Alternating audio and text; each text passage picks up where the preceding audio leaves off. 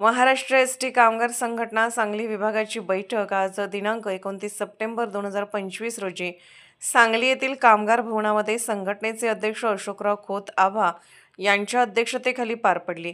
या बैठकीत संघटनेच्या सांगली विभागासाठी नव्या पदाधिकाऱ्यांची एकमताने आणि बिनविरोध निवड करण्यात आली।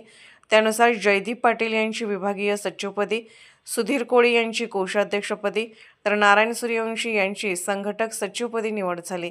या निवडीनंतर संघटनेच्या कार्यक्षमतेत आणखी वाढ होईल अशी प्रतिक्रिया अध्यक्ष अशोकराव खोत सर, उपस्थित कौन्सिल सदस्य व सभासदांनी व्यक्त केली।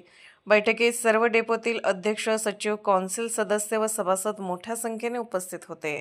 आज सांगली विभाग महाराष्ट्र एसटी कामगार संघटनेच्या सांगली विभागाची जिल्ह्यातील सर्व पदाधिकाऱ्यांची बैठक झाली। त्या बैठकीमध्ये रिक्त असणाऱ्या विभागीय सचिवपदी श्री जयदीप भीमराव पाटील यांची विभागीय सचिवपदी नियुक्ती करण्यात आलेली आहे। त्यांनी भविष्यकाळामध्ये एस टी कामगारांच्या प्रश्नावरती आग्रही राहून या जिल्ह्यातील लोकांना न्याय द्यावा अशी त्यांना मी शुभेच्छा देतो। त्याचबरोबर विभागाच्या रिक्त असणाऱ्या खजिनदारपदी सुधीर कोळी विभागीय कार्यशाळा यांची निवड करण्यात आली आहे आणि आमच्याकडे सेवानिवृत्त झालेले श्री नारायण सूर्यवंशी माजी विभागीय सचिव यांना संघटनेचे संघटक सचिव म्हणून यांची नियुक्ती करण्यात आलेली आहे। या तिघांनाही मी अध्यक्ष या नात्याने सर्व तिघांना हार्दिक शुभेच्छा देतो।